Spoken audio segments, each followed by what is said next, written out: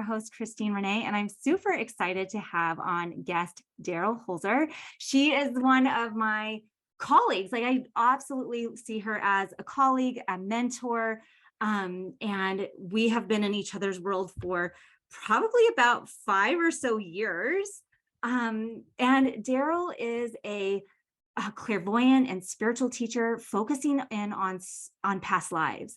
And so Daeryl guides in specialized techniques to access soul memories, shift core beliefs and emotions, connect with the divine source, develop intuitive potential, and make confident choices. So welcome to the show today, Daeryl. I'm so excited to have you on. Thank you, Christine. I'm really honored to be here and happy to share what I can about past lives. Oh, yeah. It's one of the topics that I definitely get questioned about here at Reiki Cafe Radio and in the community. And so super excited to have someone on who has such a well of experience. Like, you've been doing this now for over 25 years. Is that right? Right. My first past life experience was in 1996, and it set me on a course of doing clairvoyant work and teaching workshops full time and supporting myself with that. So it's for me, past lives, the exploration of past lives and the information that can be gleaned from that has been absolutely life-changing for me. And for so many of your clients too. And I know Right. that, right? I love Right. that. So give us a little bit of background, like tell us about how that first experience, how you stepped into this as a profession. I know you authored a book along the way. Like, how did that journey, your personal journey experience go? Well, so I kind of sense there's been something different about me. I always wanted to be a helper. I knew I was here for service, but I was raised in a family where none of that kind of alternative ideals, very practical, earth plane, money matters kind of family. So I was in a life where I was following that protocol. I had a graphic design job. I was trying to do all the things that I was told to do to be happy, and I was so miserable.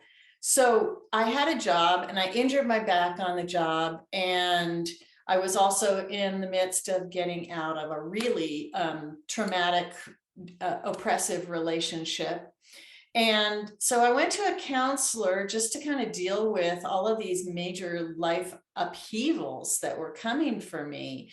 And she said, let's do a hypnotherapy session to see what your back wants to tell you. She did not mention the word past lives, but I found out later she's open to that. So she puts me under in a self-hypnosis journey. All of a sudden, bam, I'm an old man. I've got a beard, long gray hair. I'm in a room, a circular stone room that is, the shelves are lined with jars of herbs. On the center table, there's a leather-bound book with these very bizarre symbols kind of lit up and bouncing off the page. It was a very strange thing, but because I was in that altered state where my rational mind was set aside, I just went with it. I felt what it felt like to be that man. I knew that I was a wise one who was hiding away in a time of oppression. She says, okay, advance yourself a little forward in time. What's happening now? And the angry crowd was coming from the church with torches and sticks, and they pulled me out of this building and whacked me on the back right at the exact spot where my present life back injury had been. And it went off like a tuning fork, going ga-bing, ga-bing, ga-bing, like awareness and correlations and understanding just came flooding into me. And I realized, oh, that's why I'm afraid to be a healer again. This is more than just my back injury, but I also felt this huge charge of energy leaving my physical body. And at the at the end of that past life journey, she takes you to the moment of your death. And she says, what was the lesson from that life? And I said, it was to help, it was to learn, and it was to not be too dogmatic with what I bring. And she says, and what's the emotion that you are experiencing when your soul has left your body and you're looking back on that experience? And I said, oh, it's such utter sadness that all of the work that I all of the knowledge that I gained in that lifetime, it's lost, it's just gone. And this little twinkly image or the feeling of this, like a spirit guide, and her name was Star, right then just got all like giddy, going, oh no, it's not lost, we have it, and we're just waiting for you to be open to the download, to be open to receiving it again. So what happened for me after that experience, immediately when I kind of came back and was just awestruck with it, I was able to bend over and touch my toes pain-free. Wow. My back no longer needed to be screaming at me. I got divorced. I stepped on my path. I started receiving messages from spirit so I've been doing clairvoyant readings, but not really with confidence. So when I saw this other experience and I realized why I had been afraid to tell people who I really was and really be doing my work, I was like, oh, I can release my fear of persecution. Yes. It's okay. I'm safe this lifetime. And there were a lot of affirmations that I repeatedly said to myself to kind of seal the deal after that awareness. And it took a while. There was still some trepidation, but the more I stepped forward and I realized, oh, there's no angry mob. No matter what anybody says to me, they might laugh at me, they might, shun me. I'm not getting killed this lifetime, full speed ahead. So that was a very exciting, pivotal moment. And then I worked with this therapist ongoing, and she really gave me my base foundation training in how to guide people in their own journeys for past lives. And I've probably, since that time, I made my own recording of the steps, and I've kind of reworked it a bunch of times to see what works, timing and all that stuff. And I've done probably over 80 past life regressions for myself. Yeah. Yes. I'm in process of writing the novel loosely based on that. But anyway. Yeah. Well, what I'm noticing is like, it reminds me of when I first did my first couple past life recalls was with you. And it was the same type of work. It was the same, like, I think so many healers out in the world, so many spiritual practitioners out in the world have this witch's wound or this healer's wound from a past life. And when we can recognize that we're not going to be hung or burned at the stake, like, we're able to fully step into our confidence and our clarity and our conviction of what we're doing in this lifetime with like full on purpose and passion. And so my experience was very much, I remember being in a courthouse in front of a magistrate and it was like the mob was in the courtroom, and the judge was my ex-husband of this life. Right. And so he was calling me out as a witch in this past life. And I did so much healing work, recognizing, aha, I see you for what you are. You were the judge. You were the one who cast me out of our society and burnt me at the stake. It was you all along. And when I could come back into this lifetime and go, you know what, that was a story from a different time. And he can't do that to me again. I'm safe in this lifetime to be all that I am with all the power that I have to share my healing work. And it just really helps me take a deep breath and recognize the situation for what it was, and go, it can't happen again. It's in the past. I want to jump in and share something that's really resonant with what you're sharing, because when I continued to do some of the past life healing in that point in my life after the back injury, I also went into seeing what my past lives were with the man that I was married to. And I saw that he and I had killed each other 14 lifetimes in a row. Totally explained my deer in headlights experience with him, where I was afraid to say no to him about anything. And when I saw my history of trauma, and I went, oh, I can break the cycle. That's not what we're doing this lifetime, but that explains why I'm such a sheep to him and I'm not to anybody else.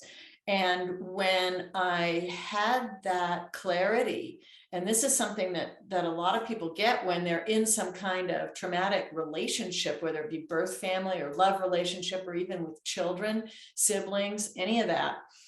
If you can see why you feel and respond the way you do, and recognize that it's from some past life and that you're not really in danger and the past is not going to repeat, you can go, I get to be who I am now. And at that moment, I stopped being afraid of him.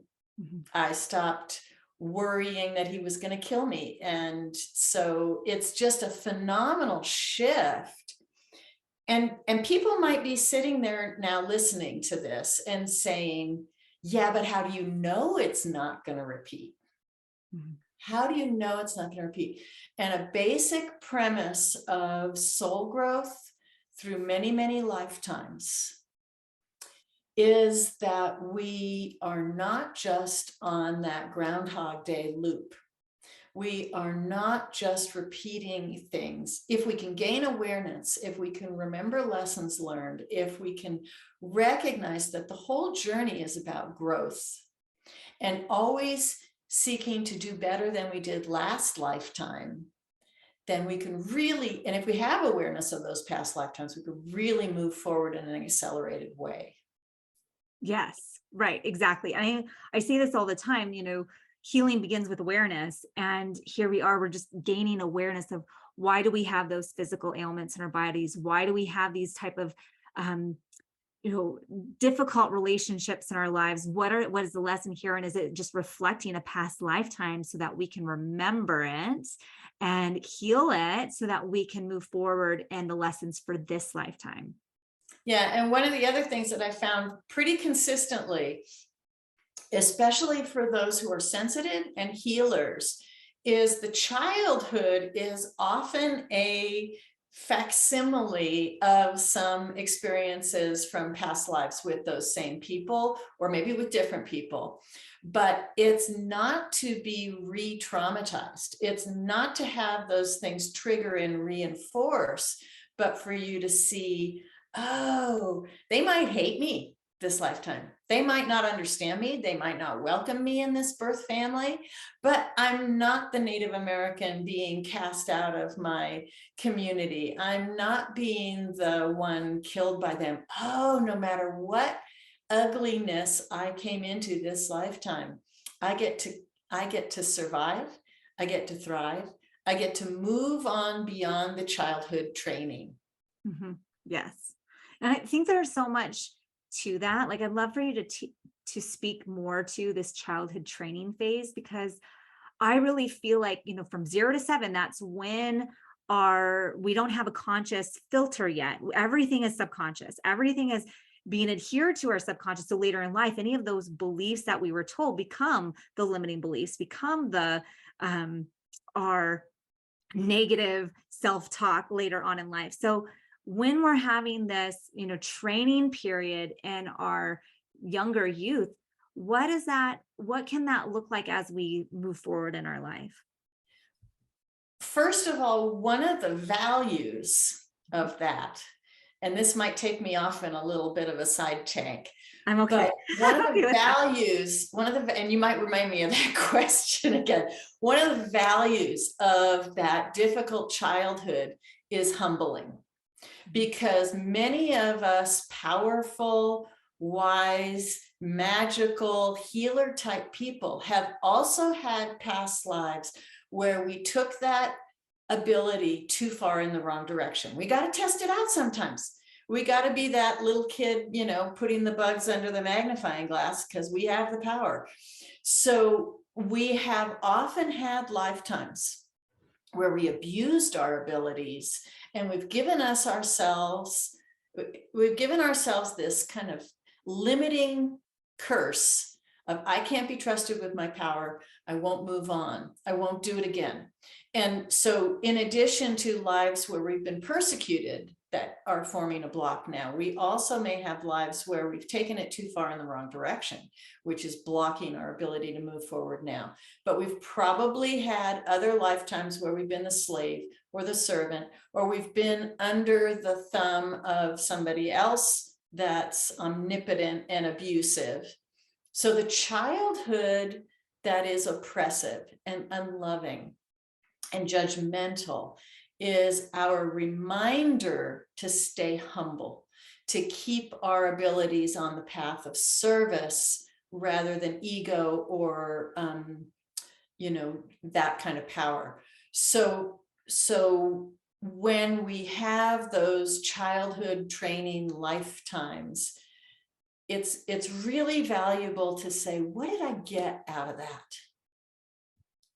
Yeah. Mm-hmm. And looking at the other people, I'll tell a quick story about my own sister, who was a little bit older than me, not much. And when you're talking about that 7 years, you know, that developmental stage of not having a cognizant understanding, not an ability to analyze or have an awareness that, oh, what I'm experiencing might be different than what somebody else in a different family might be experiencing. This is just what it is. She and I both were reacting to each other based on previous lifetimes. She didn't have the cognizant awareness that I was a nice person this lifetime. So she, from day one, when I was born, did everything she could to hammer me down and try to get me out of her world. And I responded always by trying to placate her or show her how good I was, which didn't have any effect at all. And to this day, into our 60s, she's still at it with that same motivation because she has zero awareness. And I have the awareness of, oh, our soul journey this lifetime is to simply acknowledge each other's differences and leave each other alone. Mm-hmm. Okay, so now I'm getting curious about how sessions like are set up. I mean, I know you kind of, it's not just one flash of one memory. It's kind of like you get different pieces of one lifetime. So what does that look like for you? How do you support clients through this process so they can start gaining these awarenesses? So I'm glad you asked that, because sometimes you can have a major aha moment and clarity and release and healing in one past life experience. There's a couple different points. It's one thing for me to tell someone what I see about their past lives. And that's my superpower. When I'm doing a private session with somebody, it's just like, I close my eyes, I see a movie, I tell pictures, I have the ability to just see immediately what the past life is and how it correlates to now and guide them through that transformation process. But it is extremely more impactful when a person experiences that awareness for themselves, which is why I teach people how to go into their own past lives. Mm-hmm.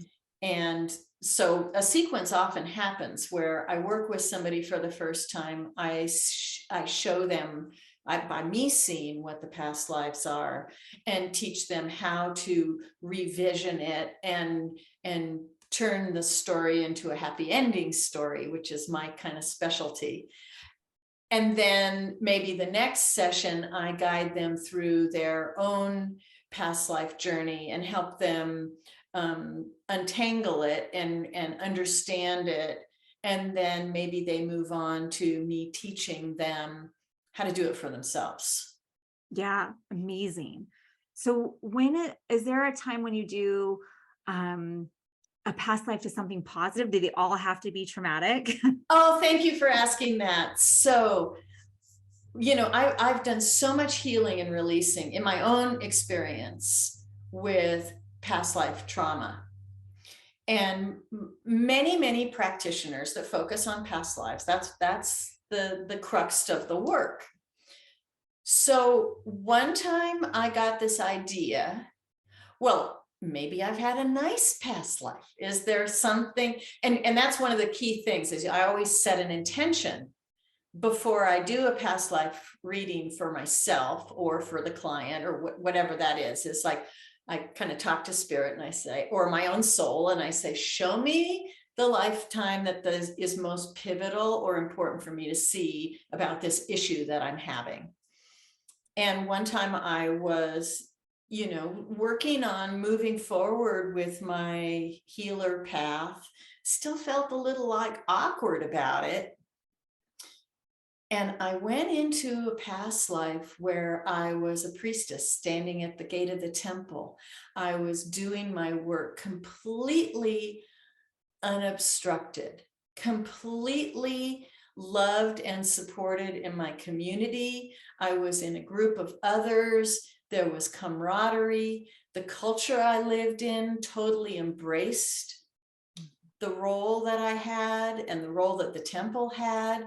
So I got to see a lifetime where I was fulfilling my highest potential and being completely supported. I think it had to do with money too. And I was seeing people laying, fruit and vegetables and food at my feet as they were coming to receive whatever I was offering. And I saw, oh, it is a good exchange of energy to receive for my offering. And I think actually that, aside from the back injury one, I would count that past life regression as one of the most pivotal for me and the most valuable. So now that's actually a very strong intention, especially for people who have a path of purpose or who have a path, maybe they're to be a singer and something terrible happens. So show them a good life where they were a singer. Mm-hmm. It's a really, really important piece. Yeah, it's beautiful. I love it. Have you ever, and like this might be a little out there, but I have to ask, have you ever done a past life where the recall isn't bringing you to an earthly experience, that it's actually from a different planet or plane? Like, a different dimension, a different experience? Yeah. Yes. And also for other people. Not everybody. This is kind of an esoteric, off the edge topic that, so when I explain this, I start with the disclaimer of, that's all very interesting and intriguing, but stay focused on the life you're living now when you are in an earthly body and you're here to do things in cahoots with other humans. That said, there are groups of soul families that all come in together, groups of souls that form soul families. Some of us started out in the time before time, and we've experimented with coming in as beings that are only presenting as partially human. Sometimes we have past life, and maybe I don't even call them past lives, I call them other lives, where it's we have stayed in the spirit realm and been assisting the human species in advancement from that detached experience. And sometimes we've come in as Atlanteans, and sometimes, we can see in history, there's the blue people in the Hindu religion that were made gods, and the Egyptians that are half animal and half human. And what the hell was all of that? So these are really esoteric, intriguing things to talk about. Not every person is going to have those other soul memories, and that doesn't make them lesser. They're just choosing a different journey. Yes, absolutely.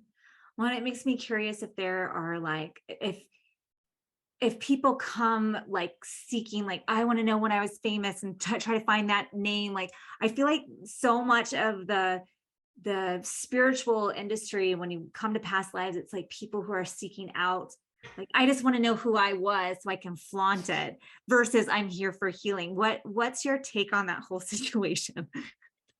So it kind of depends on somebody's, openness or willingness. Like you said, if somebody's coming to you for healing, it might be valuable for them to see that some other lifetime they were somebody very important. If they're just coming to you for ego's sake, to flaunt it, what I have found in my experience is, and I'm not really turning it against somebody, but there are those who were the queen, or they were the king, or they were the general in the army that everyone listened to and did whatever they wanted. So when I share that life with them, I say, and I'm sad for you, because it must be really difficult to be in the life you're in now, and you're not the queen, and you're not the one that everyone listens to.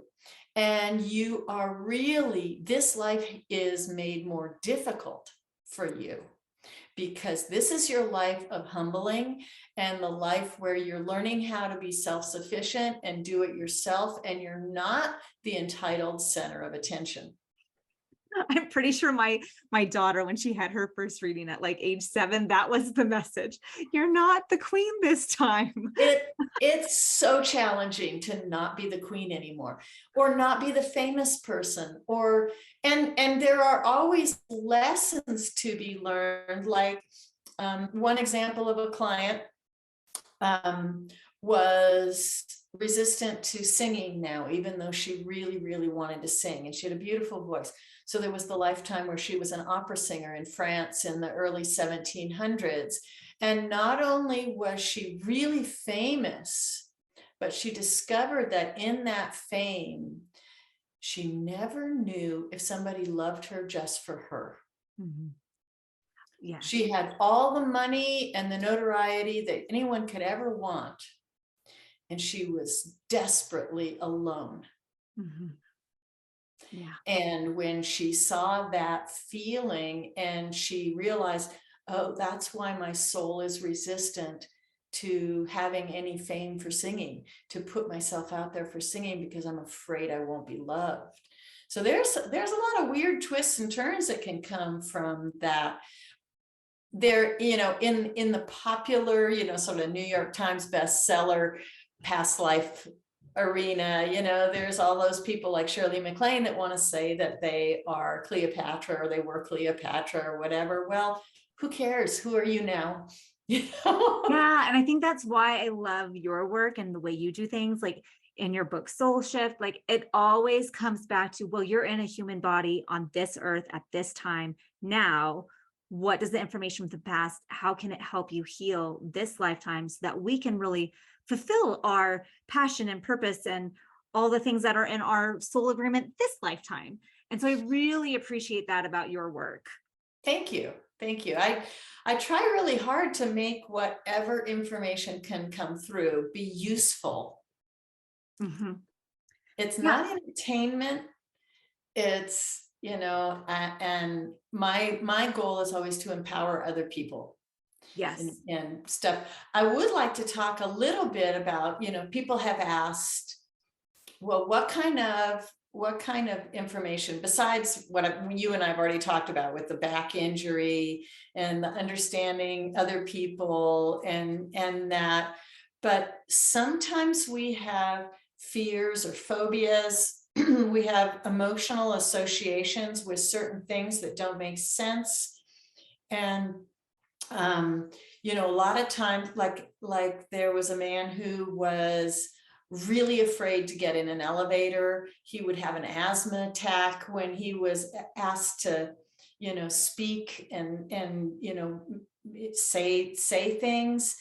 And it turned out that he had been gassed in the gas chambers of Nazi Germany. Mm-hmm. So when he saw that elevator thing, it really resonated for him with the asthma, and so there's fear of dogs, fear of water. Oh, you had to walk the plank in your pirate life, all kinds of things that are just triggers now that don't really serve you to keep you safe, because the gist of the deal is that your soul, as I said, is seeking to learn, to not just keep remembering, or not just keep repeating old mistakes.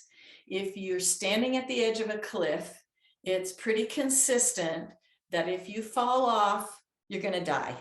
So your soul, and what science calls instinct, I call past life triggers. Yes. So, oh, I've come across that dog that I got eaten by the wolf pack one lifetime. I'm scared of that. You're being triggered from an instinctual level, but it's your past life stuff coming through. Yeah. And it may or may not serve you. It's really valuable to go, okay, is that fear consistent? Is it going to happen every time? Every time I put my hand in the fire, I'm going to burn. But every time I come across a dog, I don't get eaten. Yeah. So it's our soul memory lives somewhere. And when we come across an experience that is similar to some kind of past life trauma, I run into my husband for the first, the man that is now my ex-husband. I was like instantly, yuck. Mm-hmm. But then something changed. I'm not sure what. My soul said, no, you got to do this. Sometimes we have an instant, I know that person. I like that person. I feel safe with that person. I love that person. And so it can happen both ways. But the key again is always awareness. Is this person really trustworthy? Again, this lifetime. Is this person really dangerous? Again, this lifetime. Is it still true? And even though a lot of the past life work is done on the subconscious and the spiritual level, it's still part of our work to bring that idea into conscious awareness and reevaluate it. And so part of the work that I do in my sessions, or that I teach people in my workshops, is to work through that. And then to give yourself affirmations. It might be, I release my fear of the past repeating. I'm safe now. Or it might be, I'm open to exploring without the fear of the past. Mm-hmm.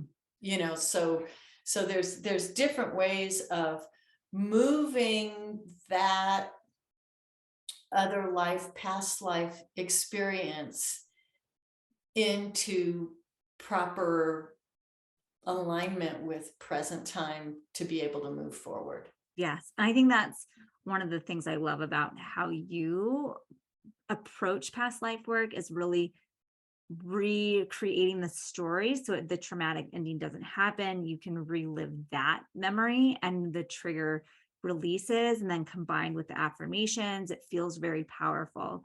So if you have, like my husband, he has a really phobia of seeing myself or any of our kids like walking along a cliff. And it was so obvious, like, yeah, you had a loved one thrown over to the cliff last in a past life. Like, this is so clear because it's clear that I'm absolutely safe right now. I'm not anywhere near the edge. And he's going into a panic attack, and like how transformational that can be for someone to help release those triggers that are like living inside the body this lifetime where it doesn't need to be anymore. And so releasing that through your work. And a lot of times I call this whole work, it's reprogramming your past life PTSD. Yes, that's perfect. We all have past life PTSD. We just don't know it. Yeah, I think that's perfect. If you and sometimes it's reinforced in childhood. And if you can do that, like let's peel back the layers.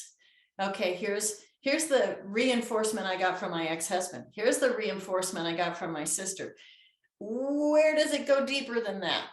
Yeah, absolutely. Layers and layers and layers until one day comes, and for me personally, I can have a bully standing in front of me, verbally abusing me, and I don't take it in. Yeah. I don't respond to it. I don't feel it in the fear picture way I always did. Yes. It can provide such phenomenal healing. And that's why, we have 2 of your past life guided experiential videos in our coursework. That when you've come on as a guest speaker in the past, and they still are there, and it supports our community. But I really think this is something that practitioners need to learn and also at least experience for themselves in some capacity. So Daryl, will you please tell everyone about your upcoming how to learn how to do this? Like, what does that look like? What are the dates coming up? Give us all the deets. Okay, great. Thank you. So I'm teaching a 3-part course called Past Life Healing. It'll be online. It's 2 hours each day. And the idea is that we're going to start off the first day having a guided journey where you see just a simple life, something that gives you a taste of how the process works, and that you can go into it without fear that you're going to be re-traumatized or anything like that. Oh yeah, I have. And that's especially new for people who haven't had any information about their own past lives, to just see what's possible. And then we will, I'll explain a lot of, the whole causes and effects, some of the deeper information than what we've just talked about here today.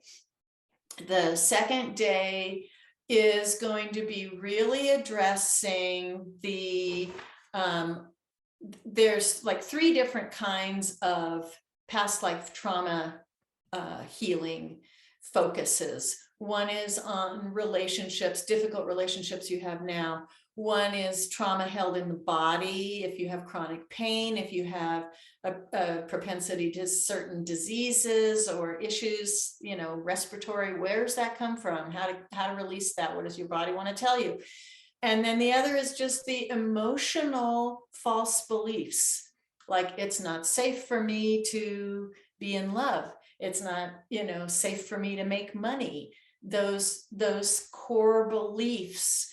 And to support those past life regression journeys that I'm going to teach people, and you have those experiences in the workshop, in the course.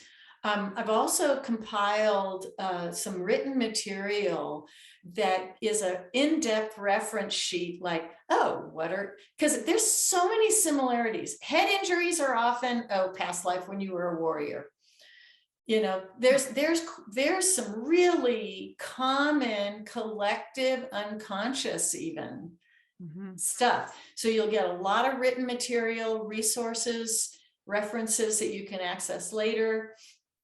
And I'm going to teach my specialized, excuse me, my specialized version of working with past lives. You don't just see it and release it. You actually right then change the soul memory, because if you see it, you believe it. If you believe it, you feel it. And that's kind of what you operate from. So we do that in reverse. I guide you in a way to revision from the point of trauma, to magically, wonderfully see some other version. It's not revengeful. It's not angry.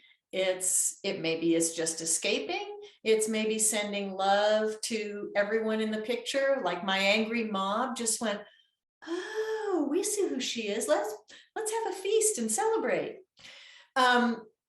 So the revisioning and then stamping that into reality with some affirmations. Yeah. On the third day, there's one of those more trauma ones, and there's also the guided the guided journey to see a life where you were achieving your full potential. In the course, there are going to be lots of demos where I'll just tune into somebody and give an example, somebody that's in the course. I'm going to offer more client examples, more of my own personal examples with healing relationship. And so 3 days, 2 hours each. The dates are October 8, 15, and 22. Those are Saturday mornings in the Mountain Time. So it's 10 to noon Mountain Time. And I will be recording the courses. So if those times don't work for you, or you want to be able to access the material again, that's an option. And I will be teaching people. I'll also give you a script of the basic regression, past life recall regression, so that you can make your own recording and fine tune it for yourself and use it ongoing to access and work with your own past lives. Fantastic. I might have to sign up myself, because I really do think that the more experience you have in this area and really are healing all of those different levels and bringing all of that to your awareness to really help shift it, can make a huge impact on your physical health, your emotional health, your mental health, all of the things. So I'm definitely looking at my calendar, so you guys might see me in that course too. Yeah, and there's some people that just don't want to work in a group situation. I encourage people to actually, if they want to take the course, to actually make it a participation thing, because you'll learn a lot from what other people are experiencing. And this is the most important thing. If you have any concern that you might be triggering childhood abuse, you might have any kind of difficult experience, if you're there present time with me in the course, I make sure that nobody stays stuck in an uncomfortable scenario. Yes. And I think that's so why I love having a live guide and someone there to teach you. Like I do the same thing with my shamanic training. Like I want to make sure, like, if anyone is stuck, that you have someone with an immense experience there to help you out of that scenario and back into a peaceful, grounded space where you feel safe again. So, and I would also say that if somebody is doing their own work on their own later, or if they're only learning and participating in the after recording, I open invitation, call me up, send me an email. Don't stay traumatized. Exactly. So how do people sign up? I have a website. It's just darylholzer.com.